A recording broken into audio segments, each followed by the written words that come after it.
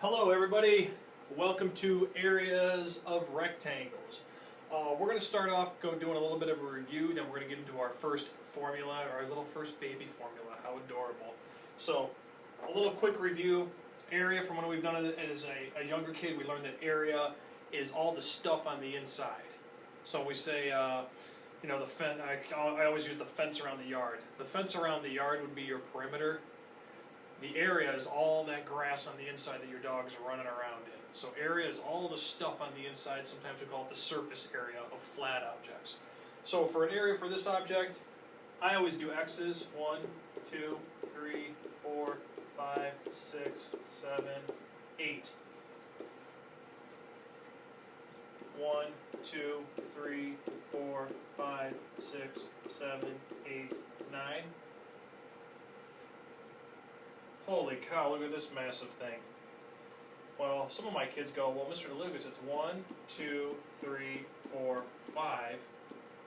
And then we have 1, 2, 3, 4, 5, 6. We have 6 rows of 5, so why don't we just call that 30?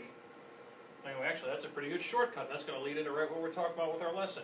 Before we get down to our formula, you probably also noticed that little tiny, little bitty, let's do for this one, 2 right here. And that means square centimeters. Now sometimes we write it like this, cm with a little 2. Sometimes we write it SQ period, cm period. They both mean the same thing. And I talked about before with perimeter how we have an invisible 1 because we're only measuring one dimension. We're measuring the length of something. This 2, this little 2 here, means we're actually measuring 2 dimensions.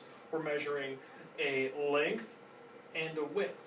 We're trying to figure out how many squares fit in there. We're no longer measuring a straight line, we're measuring how many squares that fit in there. So a two-dimensional object is a square. It's got a length and a width. So that's what that little 2 means. So 9 square centimeters, and this is the same way of saying 9 square centimeters. Same name, just a different way of looking at it.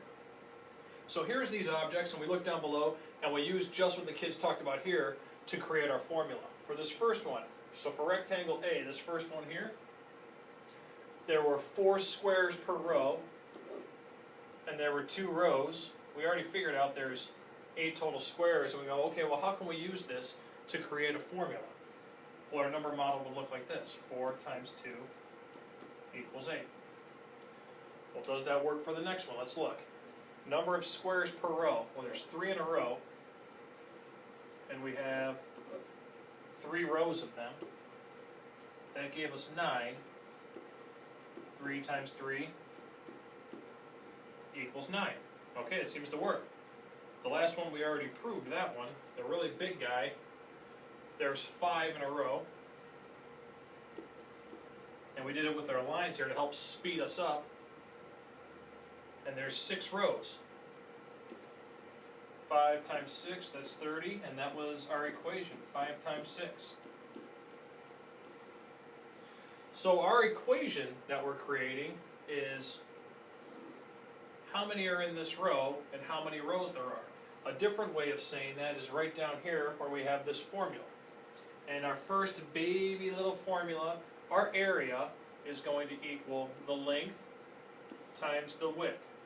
How long this thing is, how many blocks across it was, and the width. How many rows we had there. Another way of saying that is the base, your base of your object. Your base is where the object sits, times your height, how tall that object is. These things both mean the same. But the kids are pretty proud to look and say, you know, you've been dealing with numbers your whole life. Look at this. You've got your first equation where all it is letters. And just like with algebra, we plug it in. We plug in numbers for those letters. Couple tricks, a couple things that were tricky for me as a kid, and some kids may not say anything about, but you got to be aware of when you're watching it at home.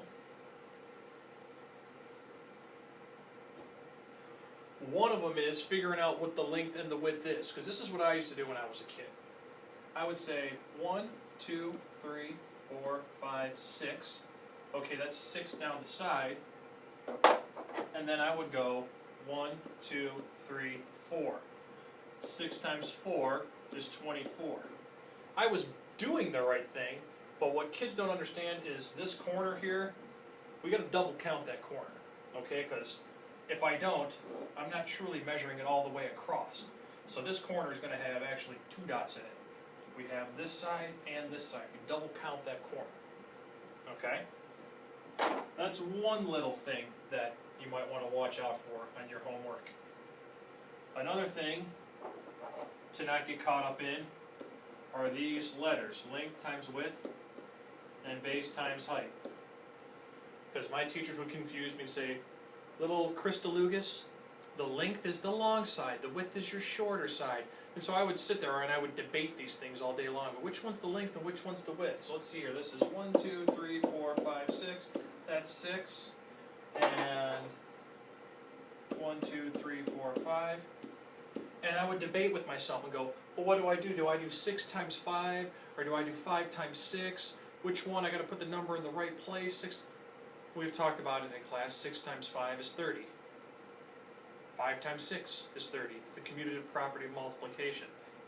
They have flip-flop, it doesn't really matter, and I'm not going to get them if they put 6 as their width and 5 as their length. If they flip-flop those, I'm not going to get them on that. So those are 2 things to kind of watch out for to not get stuck on. Okay?